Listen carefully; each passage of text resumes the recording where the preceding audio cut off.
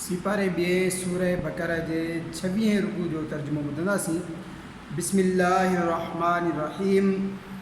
बनी इसराइलन खां पुछो त असां उन्हनि खे केतिरियूं चिटियूं निशानियूं ॾिनियूं ऐं जेको अल्लाह जी आयल नेमतुनि खे बदिलाए थो त पोइ बेशक अल्लाह जो अज़ाब सख़्तु आहे।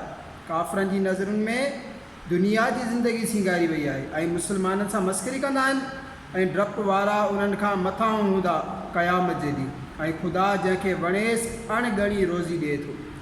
सभु माण्हू हिकु दीन ते हुया, पोइ अल्लाह नबियुनि खे ख़ुशख़बरी ॾींदड़ ऐं रेजारींदड़ करे मोकिलियो ऐं उन्हनि सां सचो किताब लाथाईं जीअं उहो माण्हुनि में संदनि इख़्तिलाफ़नि जो फ़ैसिलो करे ऐं किताब में इख़्तिलाफ़ उन्हनि ई विधो जिन खे किताब ॾिनो वियो हो। हिन खां पोइ जो उन्हनि वटि पधरा हुकुम अची चुका हुया, हिक ॿिए जी सरकशीअ खां पोइ अल्लाह ईमान वारनि खे इहा हक़ ॻाल्हि पंहिंजे हुकुम सां सम्झाए छॾी जंहिंमें इख़्तिलाफ़ करे रहिया हुआ ऐं अल्लाह जंहिंखे घुरे सिधो रस्तो ॾेखारे थो। छा अव्हां हिन गुमान में आहियो त बेहिश्त में हलिया वेंदा ऐं अव्हां ते अॻियुनि जहिड़ी रोइदाद न आई आहे? उन्हनि खे सख़्ती ऐं तकलीफ़ पहुती ऐं उहे दांधोलिया विया एसिताईं जो रसूल ऐं उन जा ईमान वारा साथी चवणु लॻा अल्लाह जी मदद कॾहिं ईंदी?